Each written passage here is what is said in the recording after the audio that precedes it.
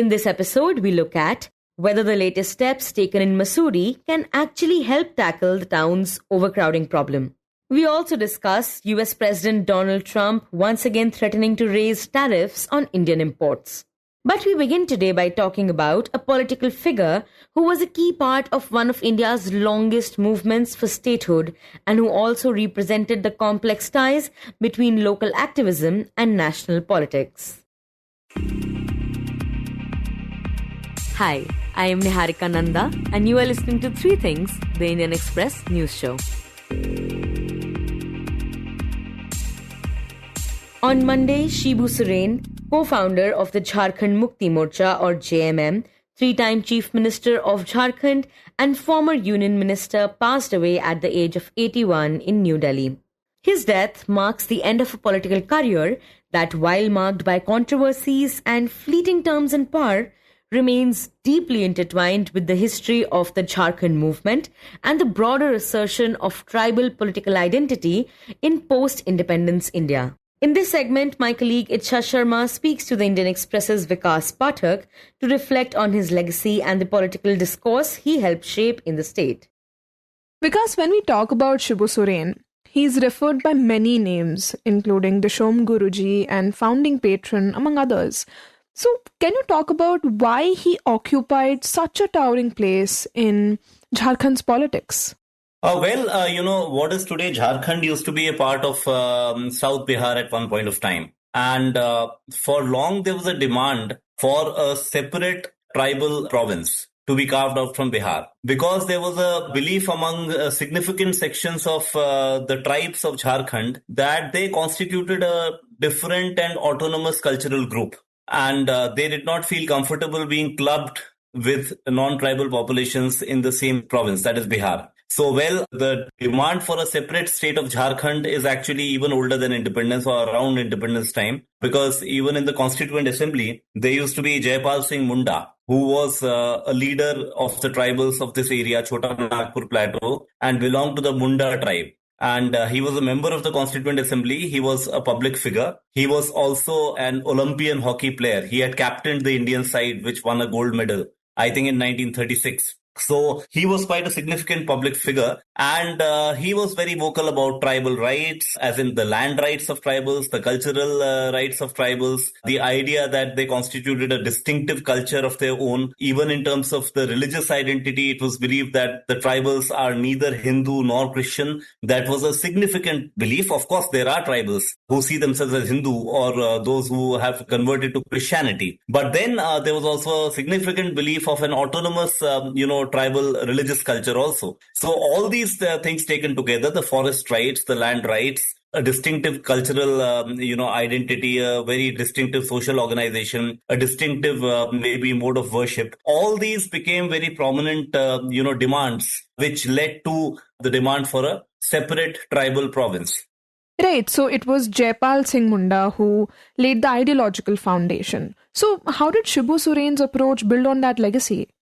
So as I said, it was very old. Even in the 1952 elections in South Bihar, the Adivasi Mahasabha of Jaipal Singh Munda did very well. So see, because, we are talking about a marginalized and deprived community. So the community obviously needed leaders who could become a kind of a rallying point for that demand to be taken up. So of course, Jaipal Singh Munda was one, but after that there was a kind of a lull. And later we see that, Shibu Soren emerged as such to kind of, fill that void. And which is why by the time of the, say, early 1980s and all, Shibu Soren had already become a very, very prominent face. And going by his own background also, Shibu Soren, right from the beginning, he was born in 1944. And, he started the Santhal Navyuvak Sangh at the age of just 18. And the Santhal as such is also a particular tribal community, just like the Mundas are, again found in the states of eastern India. And the early public life of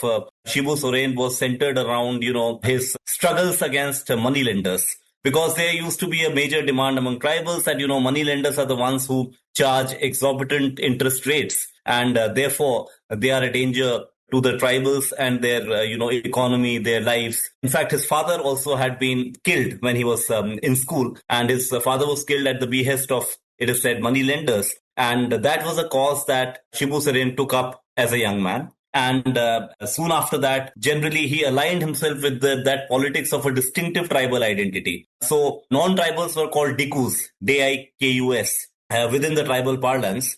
And this is a sentiment that Shibu Soren, as he became a public figure, latched on to. And around 1972, the Jharkhand Mukti Morcha was founded. And the following year, in 1973, Shibu Soren became the General Secretary of the Jharkhand Mukti Morcha. So by this time, he had, started being recognized by the tribals as an emerging leader of sorts. And he was known for his protests. He was known for his distinctive, appearance, which lasted till his life. That is long hair, beard, a mustache. So he was in the forefront of protests, and therefore he filled that void that was created for some decades and became the prime Adivasi leader of the Jharkhand movement.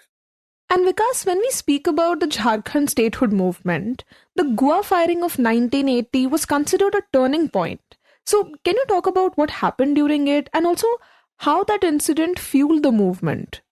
Yeah, so since there were protests, by tribals, which used to happen on and off, and Shibu Soren also used to organize them. They said that the paddy that is cultivated by the Adivasis, quote unquote, stolen by the outsiders or Dikus, and they also claimed forest rights. So they began protesting for these things, including, claiming the forest, so to say, invading the forest, as to say.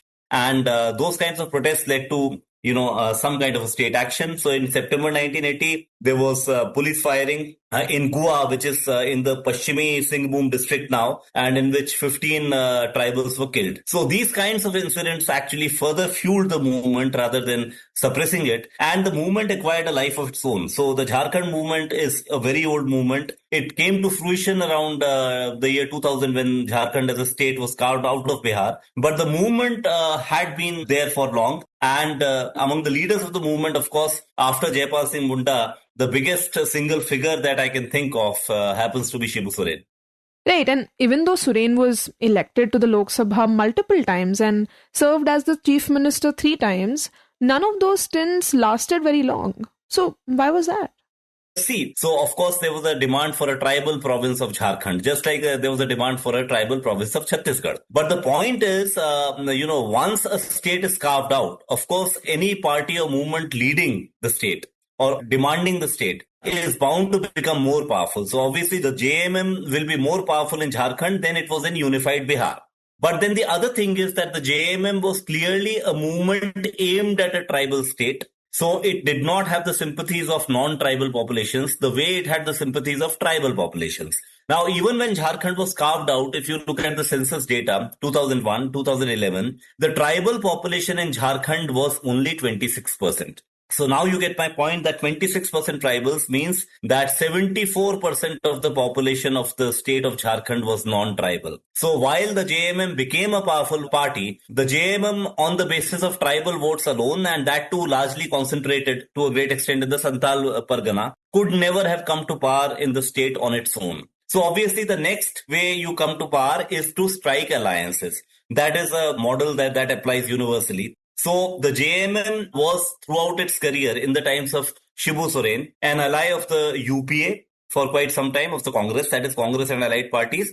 And for a small period of time, it was also an ally of the NDA, that is the BJP-led alliance. So, once you have an alliance, what happens is that it all depends on how the election result is. If there's a sweep, if your alliance sweeps, for instance, this time you must be remembering 2024 elections in Jharkhand, assembly elections, the JMM Congress alliance has kind of swept. It has got a very clear majority. So given the circumstances, Hemant Soren is much more secure in power. But what happened in many of these elections was that they were keenly contested elections. So the majority was not a big majority anyway. So Soren in that sense had success and also had the challenges that came with that limited success. So just to recount, he was elected to the Lok Sabha in 1980. There's no doubt about it. Then he represented the JMM from Dumka in 1989, 1991, 1996 and 2004, which is pretty much quite a few terms. In 1998 and 99, however, he lost the parliamentary election. That apart, when we come to the particular stints at power, so to say.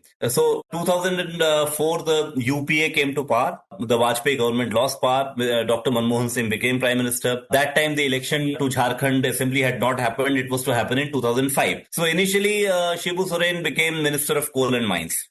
Yeah, and this stint, we understand, lasted about 2 months because after that, an arrest warrant was issued against him in the Chiruda case, in which 10 people, including 9 Muslims, were killed. And this was a clash between the tribals and Muslims in the region.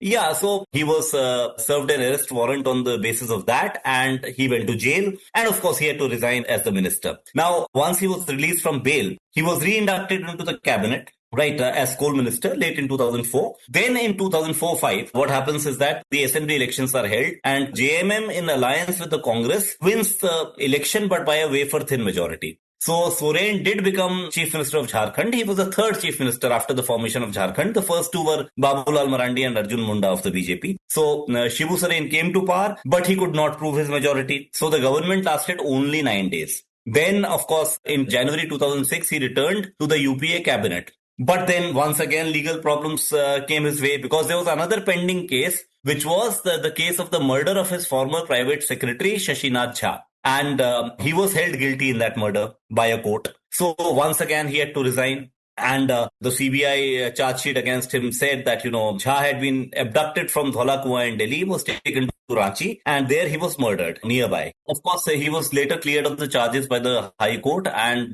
much later by the Supreme Court. The High Court clearly did not find the charges of the CBI sustainable. But in between, of course, he had lost power once again. So legal troubles, coalition challenges, all of these made Shibu Soren taste power, but he never had a 5-year term in any particular post that he occupied. Right, and despite all of this, he came back to power twice. Yeah, so in 2008, once again, Shibu Soren became Chief Minister. But again, his tenure was cut short because he failed to win the assembly by-election. So in India, if you are a chief minister, there are 2 kinds of states in India. Very few states have got 2 houses of the legislature. One is the Vidhan Sabha and the Vidhan Parishad. But this is true only about the much larger states. That apart, in order to be a chief minister, from the date when you are sworn in as chief minister, you have to win an election in the next 6 months. Right, for which an assembly by-election has to be held. The same does not apply to the prime minister in the same way because the prime minister, once he or she becomes prime minister, can also come via the Rajya Sabha within 6 months. But in a particular state in which there is no Vidhan Parishad, one has to win a by-election. Now, Shibu Soren unfortunately lost the by-election in January 2009. Because of that, the 2008 stint was cut short. Then in December 2009, he took charge as Jharkhand CM for a third time. This time he was in alliance with the BJP. It was a BJP-JMM coalition. But what happened this time was that the BJP withdrew support within 6 months. So he again lost power. So in the case of Shibu Soren, be it, his stints as a union minister where some kind of a legal trouble came his way and he had to resign, or the case where, he did become chief minister, but either not with a strong majority and was not able to prove the majority of his government, or in the case of what happened in 2009, the ally itself pulled the rug under his feet. So because of the challenge of, a tribal population being a minority, even in Jharkhand, like 26%, because of this, and of course the legal troubles that he had been facing as an activist for decades, Shibu Soren, while extremely popular within his constituency, while being one of the most iconic leaders of the tribals in Jharkhand, somehow could not consistently be in power for a long time. Right, and also now that Shibu Soren is not around, talk about how that might impact the JMM's identity. Look, the JMM's identity will remain the same. In fact, all said and done, Hemant Soren's stint in power as chief minister is longer than his father. Let us give him that. Right. So the JMM as of now is influential in Jharkhand. So, the JMM's identity will remain the same, largely a tribal party with a strong base in the Santhal Pargana and with Hemant Soren seen as carrying forward the legacy of Shibu Soren. So by and large, the core of the JMM as of now remains unshaken. But we have to remember that the man who actually built that core from scratch was Shibu Soren. Of course, this is not to discount the fact that Shibu Soren also aligned himself with a particular demand for Jharkhand that was much older, and that had an iconic figure like Jaipal Singh Munda as its leader much earlier. But it cannot be taken away from Shibu Soren that right for the last 40-45 years, he was the face of the Jharkhand movement through the formation of Jharkhand also, and when it became a full-fledged state after 2000. And he has been able to, as of now, transfer his legacy to Hemant Soren, his son. And Hemant Soren right now is chief minister and has got the kind of launch pad where he can take the legacy of his father forward, with the party remaining primarily a tribal party of Jharkhand, and with particularly strong pockets in the Santhal Pargana. So that is going to remain so. So I think as for the party, even after the demise of Shibu Soren, the legacy of Shibu Soren is continuing. And lastly, Vikas, for someone who has closely watched his career, what according to you best captures who Shibu Soren really was? Well, I would say a feisty fighter. So Shibu Soren's life, all his life, right from the time when he kind of, as a young man took on moneylenders in the state, to the time where he led protests and agitations, there were multiple criminal charges against him. Of course, there were even murder charges against him, which of course he was not found guilty of any of them. But he always had a life that was not an easy life. He was accused of violence. He was accused of corruption at one point of time. In fact, when Narasimha Rao was Prime Minister, the infamous JMM bribery case happened, where it was said that the bribes were offered so that the JMM does not pull the rug under the feet of the minority government of Narasimha Rao. All said and done, let us not forget that he was the son of the soil, the quintessential son of the soil. And the way he kind of, marshaled the tribal identity of Jharkhand, of the Santhal Pargana of Jharkhand over the last, I would say, as many as 40 to 50 years, is something that makes him the kind of mass leader that he was. Next, we turn our attention to Uttarakhand, where hotels, guest houses and homestays in Mussoorie will now be required to register their guests on an online portal run by the state's tourism department. This move is a part of a set of 19 recommendations made by the National Green Tribunal, or the NGT, to help regulate the number of people visiting the popular hill station. As many of you may know, Mussoorie has been drawing a large number of tourists over the years, especially from cities like Delhi, something that experts say poses a serious threat to its fragile ecology. It was these concerns that had prompted the NGT to issue its preventative and remedial suggestions in a report in 2023. But will simply registering guests on a government portal actually help control the tourist numbers? And is the state planning to implement the rest of the tribunal's recommendations?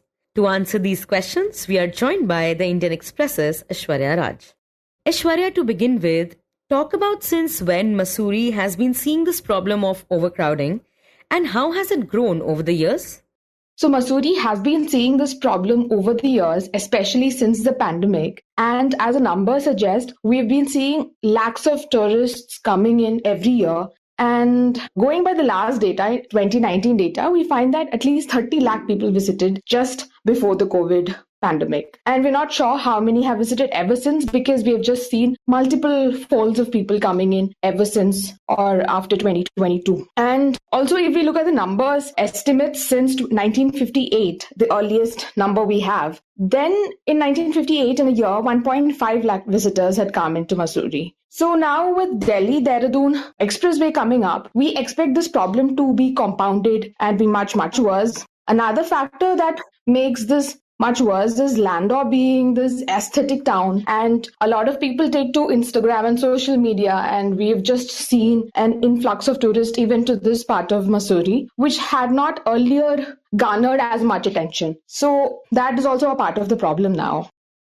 Hi curies, अगर आप भी plan कर रहे हैं मसूरी से लैंडौर जाने का after watching viral reels on Instagram, then this is the right video for you. तो ये वही पॉपुलर लोकेशन है जिसके बारे में आपने किसी न किसी इंस्टाग्राम रील पे तो जरूर सुना होगा। हम पहुंचे लॉग मेमोरियल चर्च, जो कि यहाँ लैंडौर का one of the famous spot है। हमने कुछ सुंदर सुंदर फोटोज लिए और ये आप देख सकते हैं व्यू कितना ज्यादा प्यारा है। And Aishwarya, how serious is this issue? And what challenges does Mussoorie face due to overcrowding? Yeah, so there have been concerns regarding the carrying capacity of the hill station. And in 2023, the National Green Tribunal had taken cognizance of a media report comparing Mussoorie with Joshimath, which had faced land subsidence back then. And it said that Mussoorie is also awaiting such an incident to happen because of the influx of tourists as well as the population pressure in the region. And the NGT back then had cited a report by the Lal Bahadur Shastri National Academy of Administration, which had put the carrying capacity of Mussoorie from 2001. This is a study dating back to 2001. And they had said that constructions in Mussoorie further would be unviable. So even in 2001, studies had pegged the carrying capacity of Mussoorie to have breached. So it becomes particularly concerning because we have just seen a larger, pressure on natural resources, on the environment, and further constructions which are flouting the bylaws of Uttarakhand government ever since. And they are constructing buildings upon the slopes, which would, augmented with natural causes, it would just increase the risk of landslides in Mussoorie and Landor. There was a 2023 report which was commissioned by the NGT. This was by a lot of experts as well as administrators in Uttarakhand government. And they had said that they had estimated an increase in the number of population in Mussoorie by 23% by 2037 and 52% by 2052. So there is an extreme pressure on the natural resources by the permanent population as well as the tourists coming in. And you mentioned the NGT. We know that it had made some recommendations back in 2023 to protect the Himalayan tourist destination. Can you tell us what those recommendations were? Okay, so in 2023, the NGT had commissioned a committee to look into the problem, and they were asked to file a report to the tribunal so as to, it's not just about the calculation of the risks and preventive measures, but also about how remedies can be brought upon this problem. And the committee also submitted the report the same year, and it was like a 19 action points, and they found that there must be remedial measures based on sound scientific principles and practice because of the fragile Himalayan region. And they had said that proper geological and geotechnical investigations should be done before any civil structures are built or, even for tunnel and other activities. And they had also asked the Mussoorie Dehradun Development Association to develop a GIS-based decision support system for the use of, decision makers, planners and administrators so that they can put together the data of Mussoorie town before they go ahead with projects. They had also asked the government to prepare a spring shared rejuvenation and management activity so as to revive these springs, local streams fed by springs. This was in response to the increasing pressure over the water sources in the town. And they had promoted rooftop rainwater harvesting system along with these. But mainly the focus was on the new constructions and how the damages can be minimized by following a set of steps. Yeah, and one of these recommendations was that hotels and homestays in Mussoorie will have to register their guests on a government portal, and that even vehicles coming to Mussoorie should be looked at, right? So the registration of vehicles, what the committee had said was there were just 1,240 parking spaces in Mussoorie, and the vehicles should also be limited to just that. But what we are seeing right now is just a huge influx of vehicles driving up from different parts of the country, from as far as NCR to Mussoorie. And they're also taking up a lot of space. If you look at the stretches from the roads from Mussoorie to Landor, you see that a steady line of vehicles would be spilling onto the places where pedestrians earlier used to walk on. So that has also been a concern. So all these were addressed, or all these were reported by the committee back in 2023. And earlier last month, the tourism department had also come up with this proposal that they were mulling over this proposal of registering vehicles before they drive up to Mussoorie. But that has not taken any concrete shape as of now. Right now, we have this registration of tourists who are going to Mussoorie for accommodation. So what we will see is the hotels, guest houses and homestays registering their guests into a portal by the tourism department. This does not necessarily have to be done by the tourists because they can just go there and it would be done for them by the hoteliers. But Aishwarya, will this particular step actually help bring down the number of tourists? So one of the points or concerns that people have raised is how it doesn't take into factor the number of people coming in as day visitors. And also another thing is, even if someone's checking into an accommodation, it doesn't specifically limit the people. It's just a baseline estimate because you go there and then your details are registered, which doesn't disallow you to come in, even if it attains a huge figure. Even if the town sees a lot of people, it doesn't disallow people from coming in. Right. And Aishwarya, what about the other recommendations by the NGT? Have any of them been implemented yet?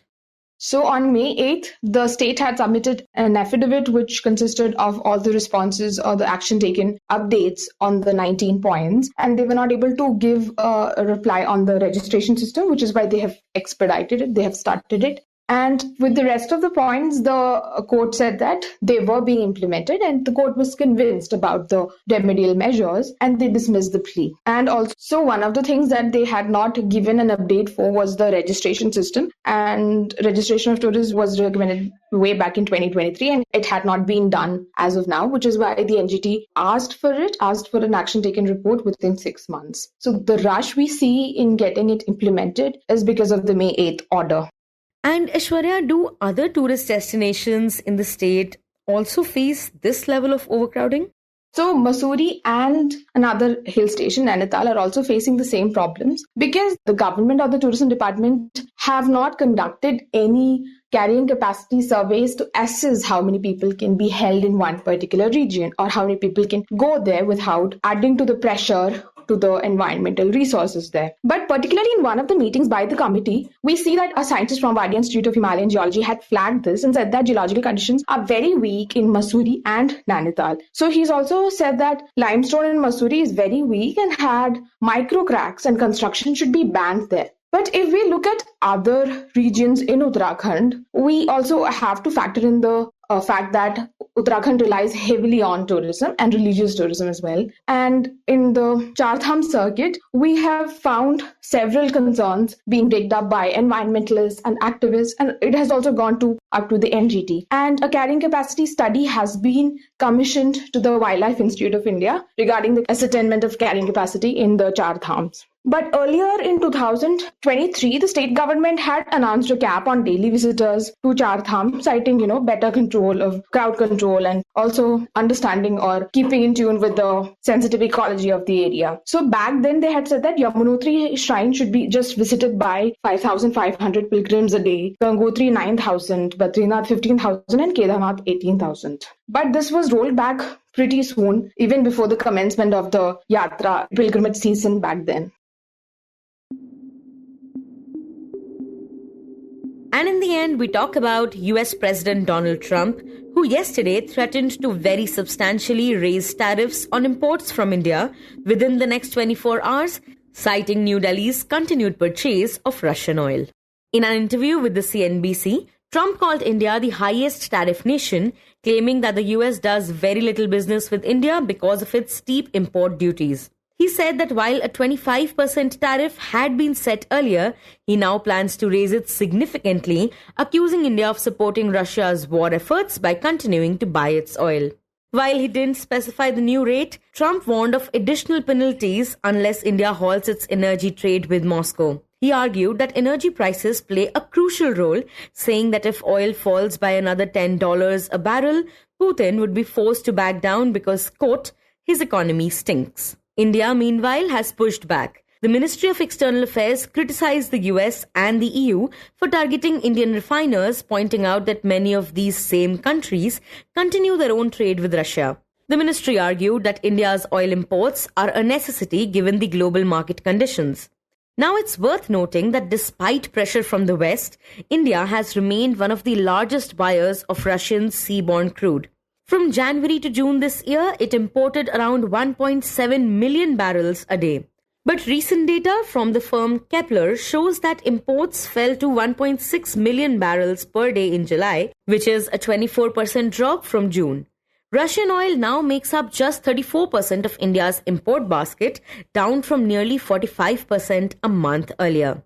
It's also worth noting that National Security Advisor Ajit Doval is expected to visit Russia this week, and Foreign Minister S. Shashank may follow soon, visits that could further test India's balancing act between Washington and Moscow.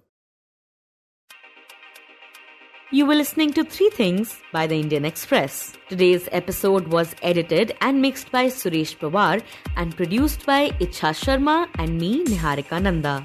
If you like the show, then do subscribe to us wherever you get your podcasts. You can also recommend the show to someone you think will like it. Share it with a friend or someone in your family. It's the best way for people to get to know about us. You can also tweet us at Express Podcast and write to us at podcasts@indianexpress.com.